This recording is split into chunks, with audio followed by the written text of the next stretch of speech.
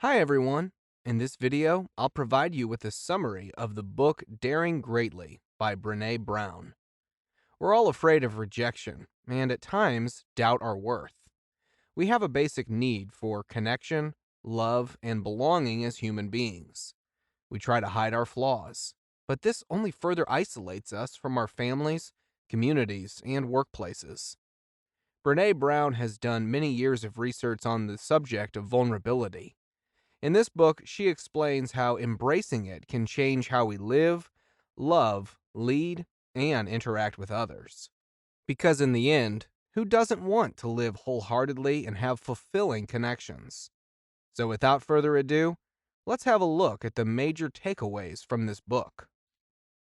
Takeaway number 1: Understanding vulnerability. We humans crave belonging and connection. This stems from our primal survival instinct, because belonging to a group increases our chances of survival. Nowadays, we live in a scarcity or never enough culture. We're always weighing and comparing what we have to, what we want, what we don't have, what others have, and even how things were in the past. That's why we're afraid of being unworthy if we don't meet a certain standard or ideal. Many of our deepest fears include not being smart enough, lovable enough, successful enough, slim enough, and so on. These are the most important things about vulnerability you should know. Firstly, vulnerability has no positive or negative connotations. It isn't a black and white concept. It's simply a part of life, and if you've had it, it means you can feel things. And secondly, being able to admit to being vulnerable is a sign of strength and bravery. It's much easier to stay away from the things that could make you vulnerable than it is to lean into them. However, this will lead you to miss out on many great opportunities. 2. Vulnerability is not weakness. If you've ever loved someone, you have truly felt what vulnerability is. You give someone incredible power when you let them into your heart, because they could end up hurting you.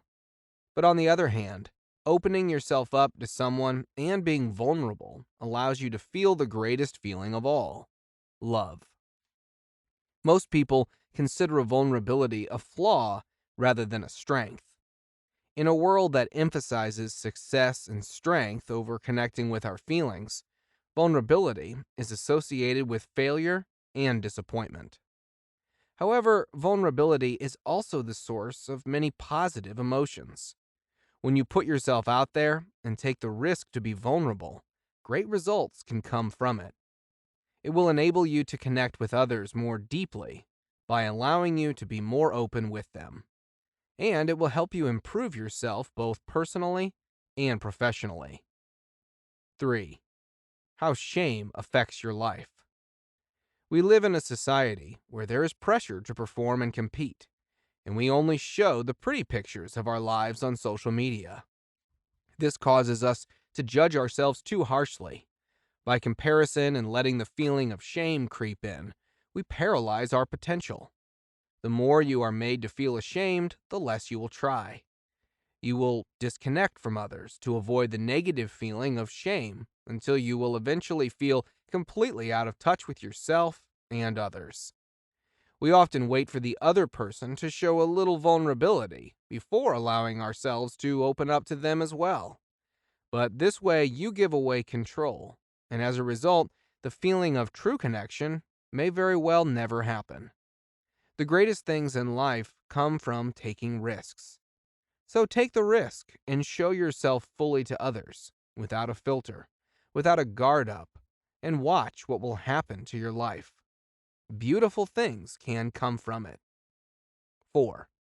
Develop shame resilience. What's worse than completely screwing up a public speaking engagement?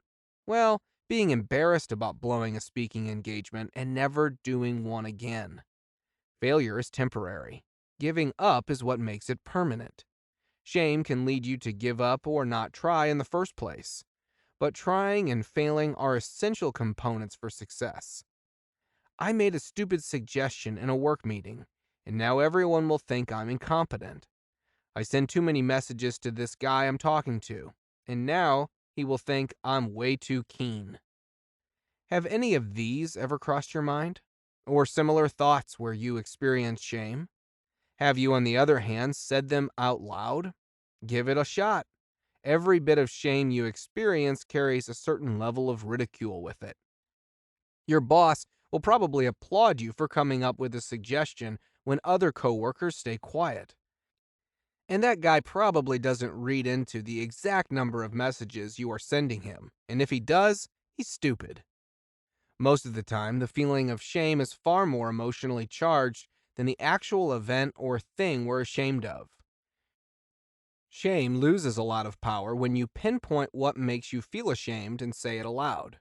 Nobody wants to bring up the subject of shame. It's inconvenient. However, the less you do, the greater the power will be that holds over you. Put it out in the open instead, and speak to it directly. This way you will develop shame resilience. You'll realize that things aren't as bad as they appear, and that failure isn't the end of the world, and certainly nothing to be ashamed about. 5. Internalizing self-worth. Letting your confidence and self-worth depend on external circumstances, like other people liking you or getting appraisal from your boss, is what can lead to shame and shutting down vulnerability. Instead, your self-worth should be internalized. You should be aware that you are always good enough as it is. Whatever mistakes you make or setbacks you have doesn't say anything about you as a person, about your identity. Try to separate that in your mind. To most people, the first thing that comes to mind when they mess up a work project is that they are not capable of the job, that they are not good enough. When in fact, an event like that doesn't say anything about you as a person. You are probably very capable of your job and are just forgetting about all the times you did nail a project. But even if you weren't capable, you are still good enough. Your worth isn't defined by external circumstances like these. It should be an internal sense of being good enough and worthy of love and belonging from others. 6. Creating vulnerability, encouraging environments. To earn their bonus, employees must sell a certain number of products. School teachers read pupils' grades out loud to the class, and universities admit only the best undergrads to graduate programs. These are all shame-based environments, and it threatens creativity, innovation, and learning. It is up to teachers, parents, employers, and other key figures in society to create an environment where people are encouraged to be vulnerable. Never make someone feel stupid for their ideas or plans. Instead, congratulate them on having the courage to share it and act on them. When they've tried something and failed, don't laugh at them. Congratulate them on being brave enough to try it in the first place. This way, by being each other's hype man, we create an environment where everyone feels worthy and motivated to take risks and improve themselves. Amazing things can happen when you allow yourself to be vulnerable. In a world where everyone wants to appear strong, confident, and like they know what they're doing, lead the way by being vulnerable. This takes courage. This book explains how vulnerability lies at the heart of all emotions, not just negative ones like fear, anxiety, and shame, but also positive ones like love, joy, and passion. We could all benefit from a little or a lot more vulnerability in our lives. Vulnerability isn't good or bad. It is what it is, and accepting it requires courage. When we show up and allow ourselves to be seen and heard, we are being vulnerable. We are daring greatly. Well, that's it, guys. Please let me know your thoughts on this book in the comments section below. If you like this video, please give a thumbs up, and don't forget to subscribe to this channel. See you in the next video.